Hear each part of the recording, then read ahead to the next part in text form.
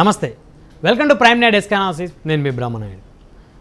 జనసేన అధినేత రాజానగరం, రాజులు రెండు నియోజకవర్గాలు ప్రకటించిన తర్వాత రెండు నియోజకవర్గాల్లో జనసేన పార్టీ నేతలు అయితే జోష్ పెరిగిందని చెప్పొచ్చు.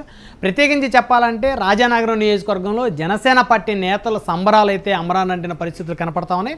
అయితే ఇక్కడి నుంచి నూతనంగా ఇన్ఛార్జిగా ఎన్నికైనటువంటి బత్తుల బలరాం కృష్ణ సంవత్సర కాలంలోనే రాజానగరం నియోజకవర్గంలో బలమైనటువంటి నేతగా ఎదిగారు. అదేవిధంగా నియోజకవర్గ వ్యాప్తంగా ఉన్నటువంటి క్యాడర్ అందరినీ కూడా కలిసినటువంటి ప్రయత్నం చేశారు. అదేవిధంగా నియోజకవర్గంలో ఉన్నటువంటి ప్రతి గ్రామాన్ని కూడా అటు బత్తుల బలరాం కృష్ణతో పాటు ఆయన కుటుంబ సభ్యులు కూడా ప్రతి గ్రామాన్ని కూడా సందర్శించినటువంటి పరిస్థితులు ఉన్నాయి.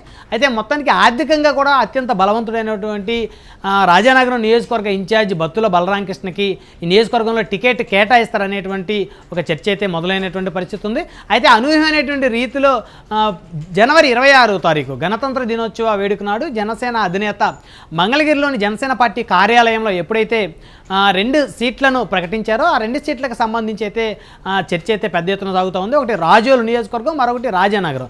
అయితే రాజోలు నియోజకవర్గంలో అటు బొంతు రాజేశ్వరరావుతో పాటు ఇంకొక 2-3 పోటీదారులు కూడా ఉన్నటువంటి నేపథ్యం అయితే ఆ నియోజకవర్గంకి ఉంది. ఇటు రాజానగరం నియోజకవర్గానికి చూస్తే ఖచ్చితంగా జనసేన పార్టీ ఇన్ఛార్జిగా ఉన్నటువంటి బత్తుల బలరాం కృష్ణకే ఇక్కడ టికెట్ కేటాయిస్తారనేటువంటి ఒక చర్చ అయితే పెద్ద ఎత్తున సాగుతూ ఉంది.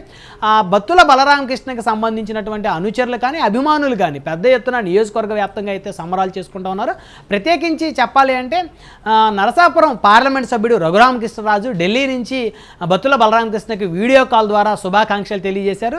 టీడీపీ జనసేన కూటమిలో రాజానగరం నియోజకవర్గంలో బత్తుల బలరాం కృష్ణ భారీ మెజార్టీతో గెలుస్తాడంటూ రఘురామకృష్ణరాజు అయితే ధీమా వ్యక్తం చేశారు. అయితే రఘురామకృష్ణరాజు బత్తుల బలరాం కృష్ణతో పాటు ఆయన కుటుంబ సభ్యులకి నియోజకవర్గంలో ఉన్నటువంటి ఆయన సన్నిహితులు అందరితో కూడా పరామర్శించినటువంటి పరిస్థితి ఉంది. బత్తుల బలరాం కృష్ణ ఖచ్చితంగా గెలుస్తాడు అనేటువంటి ఒక ధీమానైతే ఆయన అయితే వ్యక్తం చేసినటువంటి పరిస్థితి ఉంది. ఖచ్చితంగా రాజానగరం నియోజకవర్గంలో జనసేన పార్టీ అభ్యర్థిగా బత్తుల బలరాం కృష్ణ అయితే బరిలోకి దిగబోతున్నారు అనేటువంటి ఒక చర్చ అయితే నియోజకవర్గ వ్యాప్తంగా మొదలైంది. అయితే ఇటు రాజోలు, రాజానగరం 2 నియోజకవర్గాలకు సంబంధించి అభ్యర్థులు ఎవరు అనే దాని మీద అయితే పెద్ద ఎత్తున చర్చ మొదలైన నేపథ్యంలో బత్తుల బలరాం కృష్ణే పోటీ చేస్తాడనేటువంటిది రాజానగరం నియోజకవర్గంలో కన్ఫర్మ్ అయినటువంటి పరిస్థితులు ఉన్నాయి. అదేవిధంగా రాజోలు నియోజకవర్గం, రాజోల్లో ఎవరు పోటీ చేస్తారనే దాని అయితే ఇంకా అయితే ఒక స్పష్టత అయితే లేదు. ఖచ్చితంగా అక్కడైతే కాంపిటీషన్ అయితే పెద్ద ఎత్తున అయితే ఉందని చెప్పొచ్చు. ఏది ఏమైనప్పటికీ కూడా బత్తుల బలరాం కృష్ణ ఎంతైతే స్పీడ్ తోటి జనసేన పార్టీలో కార్యక్రమాలు చేశాడో, ఎంతైతే స్పీడ్ తోటి జనసేన పార్టీ ఇన్ఛార్జిగా ఆయన నియమించిన తర్వాత అంతకన్నా రెట్టించినటువంటి స్పీడు, ఉత్సాహంతో బత్తుల బలరాం కృష్ణ నియోజకవర్గ వ్యాప్తంగా అనేకమైనటువంటి సభలు, సమావేశాలు, పాదయాత్రలు చేసినటువంటి పరిస్థితి ఉంది. అంతే రెట్టించినటువంటి ఉత్సాహంతో పనిచేసినటువంటి బత్తుల బలరాం కృష్ణకి జనసేన అధినేత టికెట్ని కేటాయించడం అయితే ఖచ్చితంగా జనసేన శ్రేణులకైతే ఒక ఉత్సాహాన్ని ఇచ్చేటువంటి అంశంగా పరిగణించవచ్చు.